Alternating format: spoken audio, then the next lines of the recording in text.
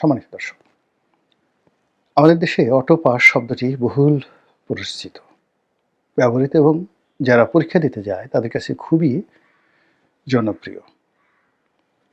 আমরা মোরালে যারা পড়াশোনা করেছি, কম আর বেশি, আমাদের কাছে পরীক্ষা একটি আতঙ্কের বিষয়। সারা বছর পড়াশোনা করার পরেও পরীক্ষার হলে গিয়ে যা পড়েছি সেই অনুযায়ী প্রশ্নপত্র আসবে কিনা এটি নিয়ে আমাদের নিশ্চয়তা ছিল ১০ ভাগ, আর ৯০ ভাগ ছিল অনিশ্চয়তা। সারা বই মুখস্থ করার পরেও আমরা স্বস্তি পেতাম না। দ্বিতীয় যে সমস্যাটা ছিল, পরীক্ষা কেন্দ্র করে আমাদের যে আতঙ্ক এত বেশি ছিল। পরীক্ষার হলে যাওয়ার পরে পেপার নিলাম, তারপরে প্রশ্নপত্র হাতে দেবে। সেটা এসএসসি, এইচএসসি, অনার্স, মাস্টার্স কিংবা ধরুন আরও আগে যে স্কলারশিপ পরীক্ষাগুলো দিয়েছি, এমনকি ক্লাসের যে পরীক্ষাগুলো দিয়েছি, ওই প্রশ্নপত্র হাতে পাওয়ার আগ পর্যন্ত বারবার হাত পা কাঁপত, হাত ঘামিয়ে যেত, কণ্ঠনালী শুকিয়ে যেত। এরপর যেটা হতো সেটা হলো অতিরিক্ত টেনশনের কারণে যে প্রশ্নগুলো একেবারে জানা, মুখস্থ করে আসছে, সেই প্রশ্নগুলো ভুল হতো। বিশেষ করে অঙ্কের ক্ষেত্রে, বিজ্ঞানের ক্ষেত্রে মারাত্মক ভুল হয়ে যেত। পরীক্ষার হলে বা এই পরীক্ষার ফলাফলের সময় টেনশন হয়নি এরকম কোনো ভালো ছাত্র নেই। সাধারণত যারা পড়াশোনা করেনি, মন্দ ছাত্র, মানে তাদের পরীক্ষার হলে গিয়েও টেনশন হতো না, কক্ষণে তাদের টেনশন হতো না। কিন্তু যারা যত বেশি পড়াশোনা করত তত বেশি তাদের টেনশন হতো।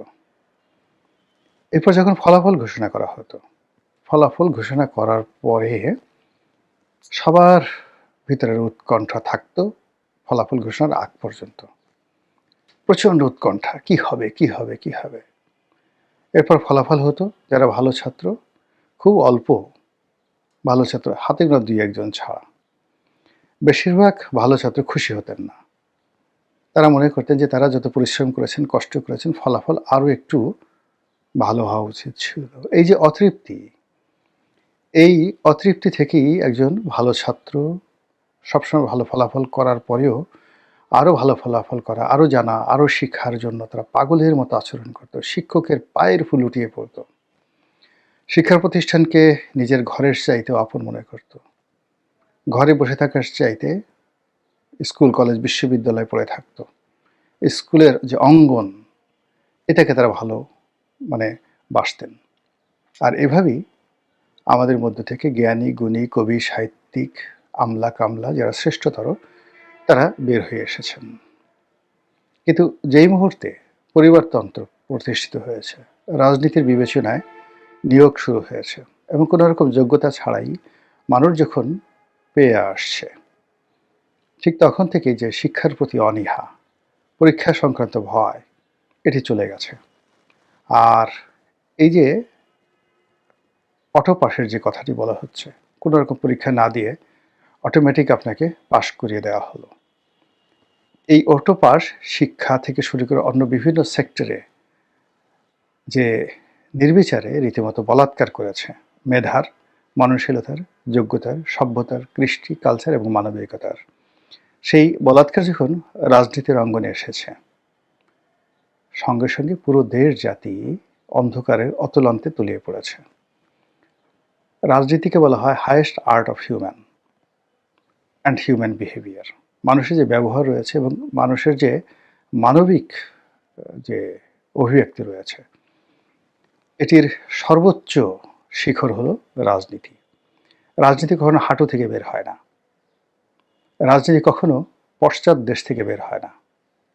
কোনো ঘামের গ্রন্থি থেকে বের হয় না, পায়ের আঙ্গুল থেকে বের হয় না, নাকের ছিদ্র থেকে বের হয় না, কানের ছিদ্র থেকে রাজনীতি বের হয় না। এমনকি মুখ থেকেও রাজনীতি, মুখ গহ্বর থেকে রাজনীতি বের হয় না।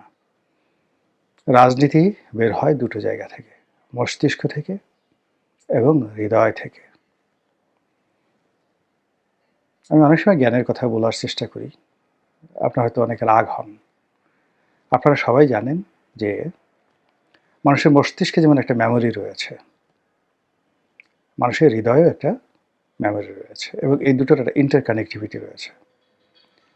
মস্তিষ্কের মেমোরিটা অনেক বড়, মাস্টার হার্ড ডিস্ক। আর হৃদয়ের যে মেমোরি সেটি ছোট, কিন্তু পৃথিবীর মানে কোনো হার্ড ডিস্কের সঙ্গে আপনি তুলনা করতে পারবেন না। সারা পৃথিবীর সমস্ত কম্পিউটার এক করলেও মানুষের হৃদয়ের মধ্যে যে মেমোরি রয়েছে, এটা যে কত ট্রিলিয়ন জিবি এটা কেউ কল্পনা করতে পারবে না। তো হৃদয়ের যদি এই অবস্থায়, মস্তিষ্কের অবস্থা কী? তো সেই হৃদয় মস্তিষ্ক এই দুটো যে মেমোরি, সেই মেমোরির চাইতে মারাত্মক মেমোরি হলো আপনার শরীর, এর বডি। মস্তিষ্কের এবং হৃদয়ের যে মেমোরিটা, ওটা মানুষ মরে যাওয়ার সঙ্গে সঙ্গে শেষ হয়ে যায়। কিন্তু আপনার শরীরের যে মেমোরি, শরীরের যে স্মৃতিশক্তি, সেই স্মৃতিশক্তি কিয়ামত পর্যন্ত শেষ হবে না। আপনি যদি কখনো মরে যান, 1,00,000 বছর পরেও আপনার যদি একটা ডিএনএ পাওয়া যায়, আপনার শরীরে কে কবে আঘাত দিয়েছিল, তারপর আপনি কবে কেঁদেছিলেন, কী বেদনা, আপনার বংশগতি কী ইত্যাদি, কার প্রতি আপনার রাগ ছিল, সব আপনার শরীর থেকে বের করা যাবে।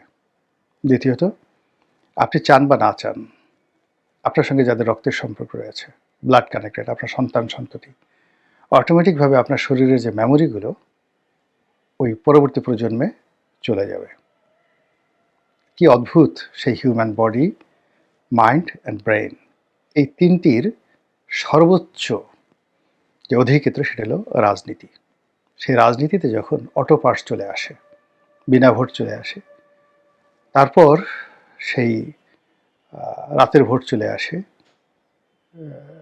আমির নির্বাচন চলে আসে। তো এটা করে কি, যারা মন্দ লোক যারা আছে তাদের শরীরে মনে এটাকে এমনভাবে মেমোরাইজড হয়ে যায়, পরবর্তীতে মানে যারাই নেতৃত্বে থাকেন, ইলেকশনের ব্যাপার আসে, রাজনীতির ব্যাপার আসে, তখন তারা সেই অটো পাসের চিন্তা সবার আগে করেন। এখন রাজনীতি হচ্ছে, ইলেকশন সামনে, ত্রয়োদশ জাতীয় সংসদ নির্বাচন। এই যে এত লম্বা ভূমিকা টানলাম এই কারণে যে আমাদের যে শরীর, মন এবং মস্তিষ্ক যে মেমোরিগুলো, সেই মেমোরিতে একটা ফ্রি ফেয়ার ইলেকশনের যে মেমোরি খুব অল্প। আর ধোঁকাবাজি, ছলচাতুরি, টাউটারি, বাটপারি, বদমাইশি, এটা করে রাজনীতির পদপদবি লাভ, রাজনীতির ক্ষমতায় অধিষ্ঠিত থাকা, রাষ্ট্র ক্ষমতা পরিচালনা করা এবং ইলেকশন করা, এটা যে পারঙ্গমতা বাঙালি জাতি দেখিয়েছে সেই 1954 থেকে আজ অবধি, একের পর এক। এর ফলে মন্দ জিনিসগুলো আমাদের শরীরে দানা বের হয়েছে। এটি একটা স্টাইল হয়ে গেছে, এটি একটা ট্রেডিশন হয়ে গেছে যে আমরা মন্দ কাজ করি। আর সেই মন্দ কাজের ধারণা থেকেই এই যে ত্রয়োদশ জাতীয় সংসদ নির্বাচনে যতটা না সম্ভাবনা নিয়ে আলোচনা হচ্ছে, তার চেয়ে 100 গুণ বেশি আলোচনা হচ্ছে মন্দ আশঙ্কাগুলো নিয়ে। যদি ইলেকশন না হয়, যদি গৃহপালিত বিরোধী দল হয়, যদি বিনা প্রতিদ্বন্দ্বিতা নির্বাচন হয়, আর যদি বিনা ভোটে নির্বাচন হয়, আর যদি একেবারে নির্বাচন না হয়ে যদি অটো পাস হয়ে যায়, কোনো প্রতিদ্বন্দ্বী থাকবে না, এই বিষয়গুলো নিয়েই কিন্তু আলোচনা বেশি হচ্ছে।